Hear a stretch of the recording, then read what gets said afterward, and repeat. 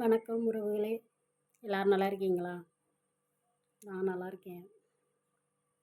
இப்போ இந்த வீடியோவில் எதை பற்றி பேச போகிறோன்னு பார்த்தீங்கன்னா, எங்கள் வீட்டில் நடக்கிற ஒரு பாச கதையை தான் நான் சொல்ல போகிறேன்.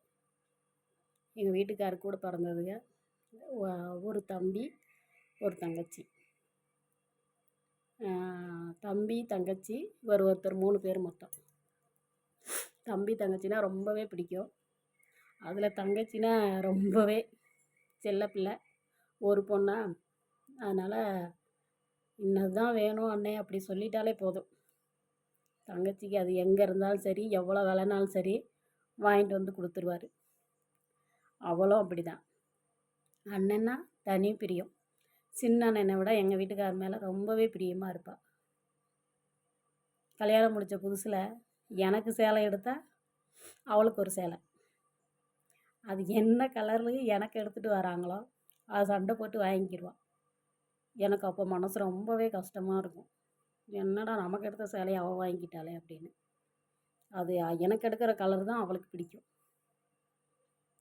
அந்த மாதிரி சேட்டை பண்ணிக்கிட்டே இருப்பாள். சாப்பாடு, வளையல், பொட்டு எது வாங்கினாலும் சரி, எனக்கு என்ன வாங்குகிறாரோ அதே கலரில் வேறு வாங்கிட்டு வந்துடுவார் தங்கச்சிக்கு. எனக்கு கொஞ்சம் பொறாமையாக தான் இருக்கும், நமக்கு இப்படி ஒரு அண்ணன் இல்லையே அப்படின்ட்டு. தம்பிங்க எனக்கு 3 தம்பிங்க இருக்கானுங்க. ஆனால் இந்த அளவுக்கு பிரியமாக இருப்பாங்களான்னு கேட்டால் கொஞ்சம் டவுட்டு தான். இவருக்கு தங்கச்சின்னா அவ்வளோ பிரியம், அவ்வளோ பிடிக்கும் தங்கச்சியை. என்னடா குட்டிமா அப்படி தான் கூப்பிடுவார், பேர் சொல்லி கூட கூப்பிட மாட்டார். குட்டிமா. அவள் இப்போ கல்யாணம் முடிச்சு அவளுக்கு 2 பிள்ளைங்க இருக்குது. ஆனாலும் குட்டிமா, குட்டி அப்படி தான் கூப்பிடுவார். ஆனால் அந்த தங்கச்சிக்கும் அந்த அண்ணனுக்கும் இப்போ ஒரு பெரிய இடைவேளை விழுந்துருச்சு. 2வது பையனுக்கு மொட்டை எடுத்ததுலேருந்து ஒரு சின்ன சண்டைனா என்ன, சும்மா மன வருத்தம் தான். அதை ஆனால் என் மாமியார் அதை ஊதி ஊதி பெருசாக்கி விட்டுருச்சு. உன்னை அப்படி சொல்கிறாங்க, உன்னை எப்படி சொல்கிறாங்க, நீ வந்து அவங்க கூட பேச்சுவார்த்தை வச்சுக்கிறாத அப்படி இப்படின்னு தூண்டி விட்டு அதை பெருசாக்கிடுச்சு. பெரிய ஆளுக என்ன செய்யணும்? நம்ம அண்ணன் பாப்பா கோவத்தில் ஏதாச்சும் பேசுவான், நம்ம மகனே பாப்பா ஏதாச்சும் சொல்லுவாங்க, உனக்கு எதுலையாச்சும் விட்டு கொடுக்குறாங்களா, ஏதாச்சும் செய்யாமல் இருக்காங்களா அப்படின்னு தட்டி விடணும். பெரிய ஆளுக வந்து அதெல்லாம் பெருசாக எடுத்துக்கிறக்கூடாது பாப்பா, அண்ணன் கூட சேர்ந்துருக்கணும், பேசணும், செய்யணும் அப்படின்னு சொல்லி கொடுக்கணும். அவள் சும்மாவே முரண்டு வைக்கிறவ. இந்தம்மா ஏற்றி விட்டு அவளை மொத்தமாகவே பேச விடாமல் ஆயிடுச்சு. அது மாதிரி எங்கள் அப்பா இறந்ததுக்கும் எனக்கு வந்து அவங்கக்கிட்ட வந்து சொல்லணும்னு தோணலை. நானும் வந்து அதை சொல்லிக்கிறல. அதனால் அவங்க சைடு இருந்து எங்கள் வீட்டில் வந்து யாரும் கேட்டுக்கல, என்கிட்டே கேட்டுக்கல. எனக்கு அந்த வருத்தமும் இருக்குது. இப்போ என்னன்னு பார்த்தீங்கன்னா, அவளுக்கு வந்து பாத்ரூமில் வழுக்கி விழுந்து கை ஒடிஞ்சு போச்சு. என்னையும் என் பிள்ளைங்களுக்கெல்லாம் ரொம்பவே பார்த்து பார்த்து வளர்த்துருக்கா, அம்மா மாதிரி இருந்திருக்கா. அதனால எனக்கு என் நாத்தனாவை ரொம்ப பிடிக்கும். என் தங்கச்சியை கல்யாணம் பண்ணி கொடுக்கும்போது கூட எனக்கு அழுகை வரல. அவளை கட்டி கொடுத்து விட்டுட்டு வரும்போது அப்படி ஒரு அழுகை வந்துச்சு.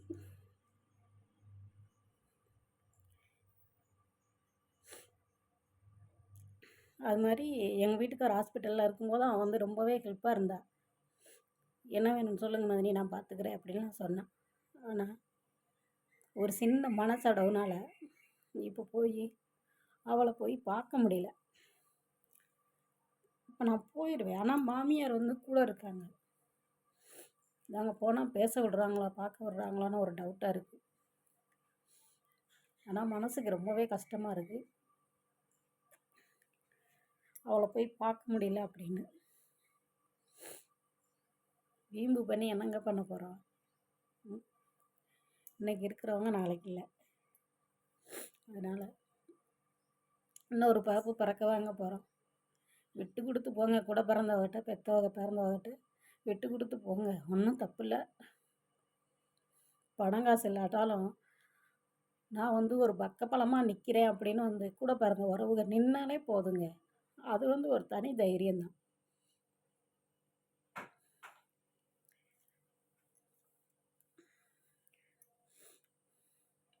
எங்கள் மாமா வந்து வெளியில் சொல்ல முடியல, மனசுக்குள்ளேயே வச்சுட்டு ரொம்பவே வேதனைப்படுறாரு.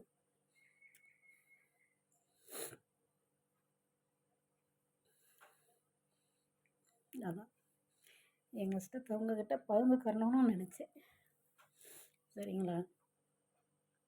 கூட பிறந்த அக்கா தங்கச்சிகளை எந்த காரணத்தை கொண்டு ஒதுக்கி வைக்காதீங்க. முடிஞ்ச வரைக்கும் போய் பேசிடுங்க. 2 திட்டுவாங்களா? மூத்தவங்களாக இருந்தால் திட்டுவாங்க, இளையவங்களாக இருந்தால் அழுவாங்க, அவ்வளோதாங்க. ஒரு 5 நிமிஷம் 10 நிமிஷத்துக்குள்ளே அந்த சண்டை வந்து சமாதானம் ஆயிடும். சரிங்களா? முடிஞ்ச வரைக்கும் சேர்ந்து இருங்க. இப்போ இருக்க காலத்தில் ஒருத்தருக்கு ஒருத்தர் பார்த்து பேசுகிறது கூட நேரம் கிடைக்கிறதில்ல. ஆனால் இந்த மாதிரி உடம்பு சரியில்லை அப்படிங்கிறப்ப நம்ம போய் பார்க்கணும், அவங்களுக்கு ஒரு ஆறுதல் சொல்லணும் அப்படின்னு தோணும். அதுக்காண்டியாச்சும் ரொம்ப க்ளோஸாக பேசாட்டாலும் ஓரளவு எட்டி இருந்தாச்சும் பேசுங்க. சரிங்களா? அழாமல் பேசணும்னு நினச்சேன், எனக்கு எமோஷனல் ஆயிடுச்சு. ஓகேங்க. கூட பிறந்த உறவுகளை எந்த காரணத்தை கொண்டும் விட்டு கொடுக்காதீங்க. அது நம்ம வீட்டுக்கார் கூட பிறந்ததாக இருந்தாலும் சரி, நம்ம கூட பிறந்தவங்களாக இருந்தாலும் சரி, விட்டு கொடுக்காதீங்க. அக்கறையாக அனுசரணையாக பார்த்துக்கோங்க. அதனால் நம்ம ஒன்றும் குறைஞ்சி போயிடவே மாட்டோம். சரிங்களா? ஓகேங்க. பாய்ங்க. அழுததுக்கு சாரிங்க. ஓகே, பாய்.